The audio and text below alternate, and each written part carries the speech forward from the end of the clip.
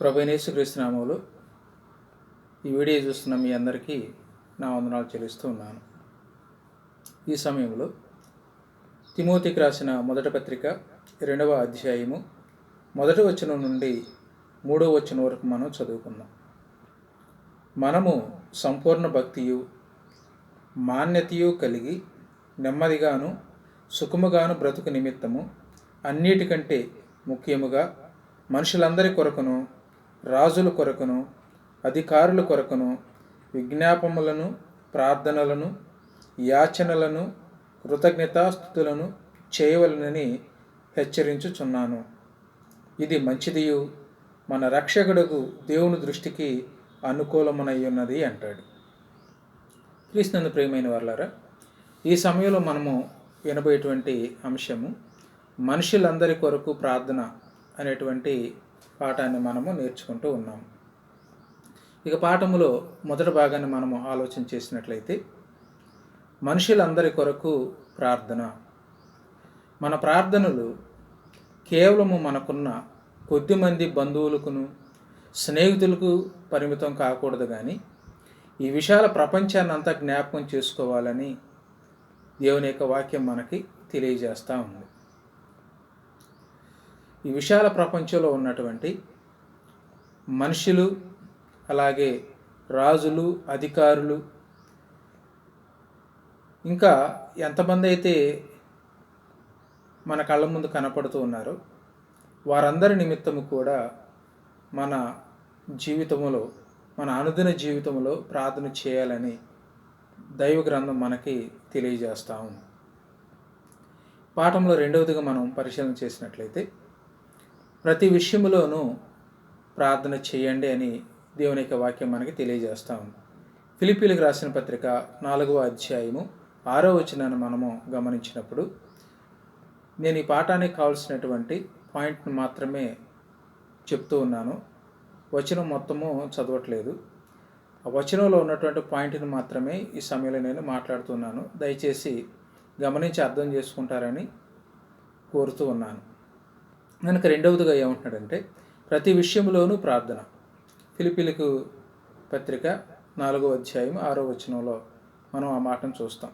ప్రతి విషయములో, మన జీవితంలో జరిగే ప్రతి విషయములో కూడా, అది మంచిదే కానీ చెడ్డదే కానీ, ఎటువంటి విషయమైనా సరే, అది ఎటువంటి పరిస్థితి అయినా సరే ప్రార్థన చేయాలని దేవుని యొక్క గ్రంథం నుంచి మనము చూస్తూ ఉన్నాం. ప్రతి విషయములో మనం ప్రార్థన అనేది కలిగి ఉండాలి. కనుక ప్రార్థన లేనటువంటి ప్రతి విషయము కూడా అది క్రైస్తవునికి సంబంధించింది కాదు, అది దేవుని కుమారునికి సంబంధించింది కాదు. కనుక దేవుని పిల్లల జీవితంలో జరిగే ప్రతి విషయంలో కూడా, అది మంచిదే కానీ చెడ్డదే కానీ, ప్రార్థన అనేది కలిగి ఉండాలి అనేటువంటిది దేవుని యొక్క వాక్యం నుంచి మనము చూస్తూ ఉన్నాం. అలాగే మూడవదిగా ఏమంటాడంటే ఎడతెగక ప్రార్థన చేయండి అంటాడు. దెస్సలోనికీయులకు రాసిన మొదటి పత్రిక 5వ అధ్యాయము 17-18 వచనాల్లో ఈ మాటను మనం చూడగలం. ఎడతెగక ప్రార్థన చేయుట. ఎడతెగక అని అంటే, ఉదాహరణకు మనము తుఫాను వచ్చినప్పుడు ఆ తుఫాను ప్రభావం ఎలా ఉంటుందంటే, ఎడతెరుపు లేకుండా వర్షం పడటం. అంటే గట్టిగా కురవదు, అలాగని ఆగిపోదు, స్లోగా పడతా ఉంటుంది. అంటే ఎడతెరుపు అనేది లేకుండా పడేటువంటి వర్షాన్ని మనము తుఫానులు వచ్చినప్పుడు మనం చూస్తూ ఉంటాం. అలాగే ఒక క్రైస్తవుని జీవితంలో ప్రార్థన అనేది ఎలా ఉండాలంటే ఎడతెగక ప్రార్థన చేయమని దేవుని గ్రంథం మనకి తెలియజేస్తూ ఉంది. ఎడతెగక అంటే దానికి ఒక సమయం అనేది లేదు. ఉదయమే చేయాలి, లేకుంటే మధ్యాహ్నమే చేయాలి, లేకుంటే సాయంత్రమే చేయాలి, ఈ సమయంలోనే ప్రార్థన చేస్తే దేవుడు వింటాడు అనేటువంటిది ఏ విధమైనటువంటి ఆక్షేపణ కానీ కట్టుబాటు కానీ లేదు. కనుక మనకు ఎప్పుడు సమయం కుదిరితే అప్పుడు, మనకి ఎప్పుడు వీలు కుదిరితే అప్పుడు మనం ప్రార్థన అనేటువంటిది చేయాలని దైవ గ్రంథం మనకి తెలియజేస్తూ ఉంది. కనుక ప్రార్థన అనేది లేకపోతే మన జీవితంలో ఏది కూడా మనము సాధించలేము.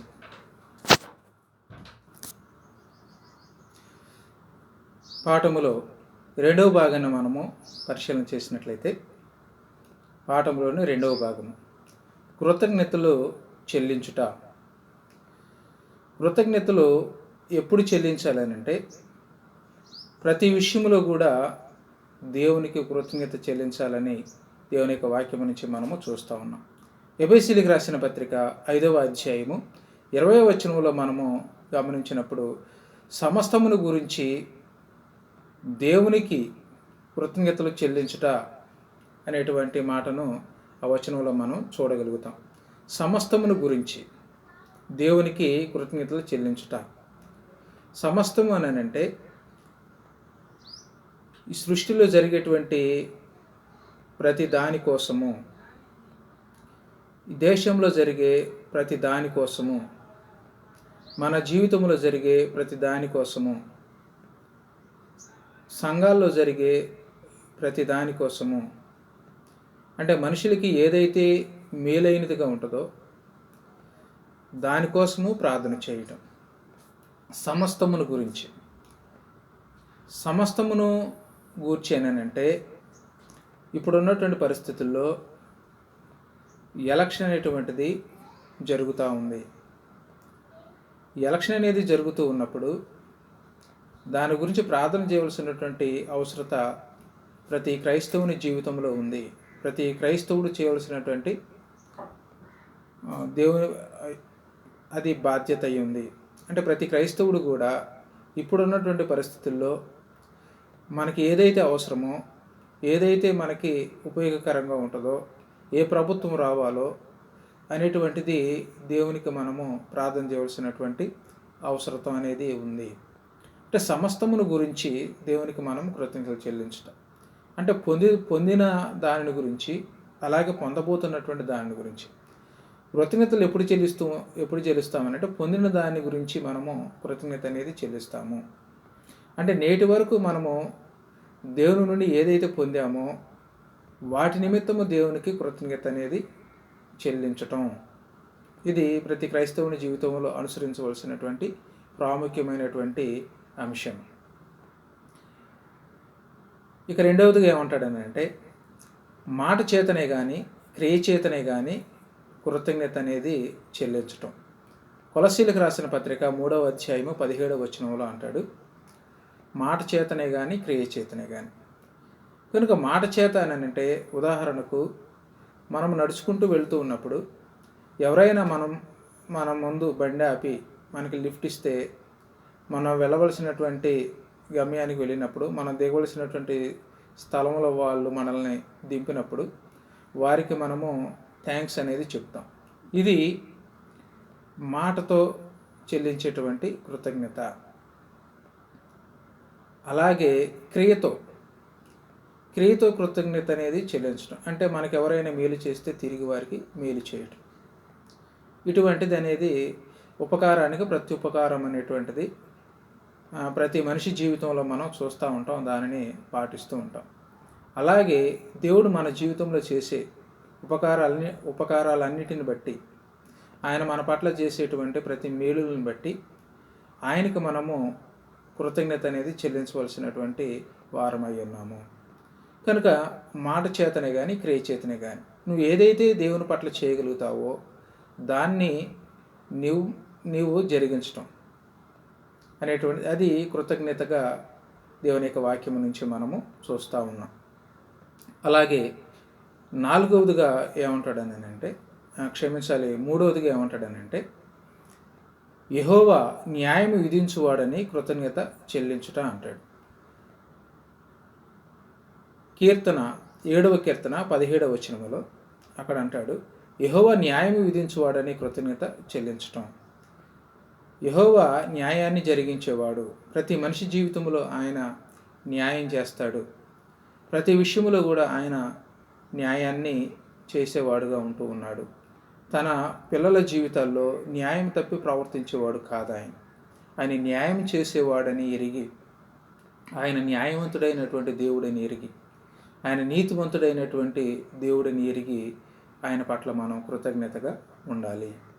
ఇక 4వదిగా మనం గమనించినట్లయితే దేవునికి స్తుతియాగము చేయుట అంటాడు. దేవునికి స్తుతియాగము చేయుట.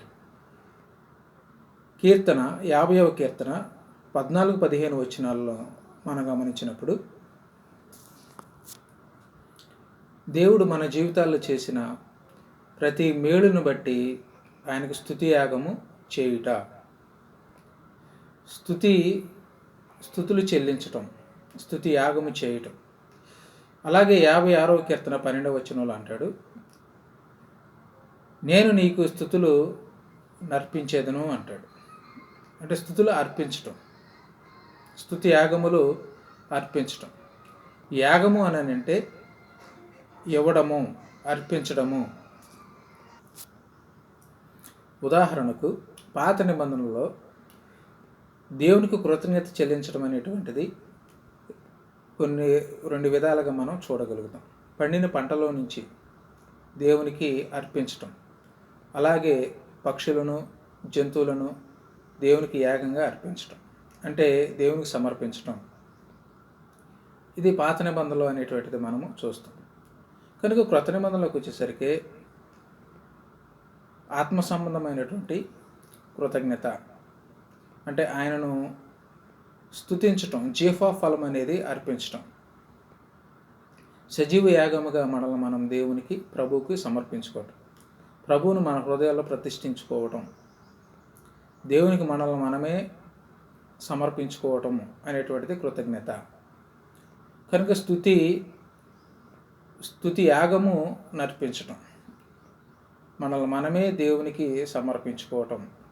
అంటే నేను దేవుని సొత్తు, నేను నా సొత్తు కాదు అనే విధంగా దేవునికి కృతజ్ఞత అనేది చెల్లించటం.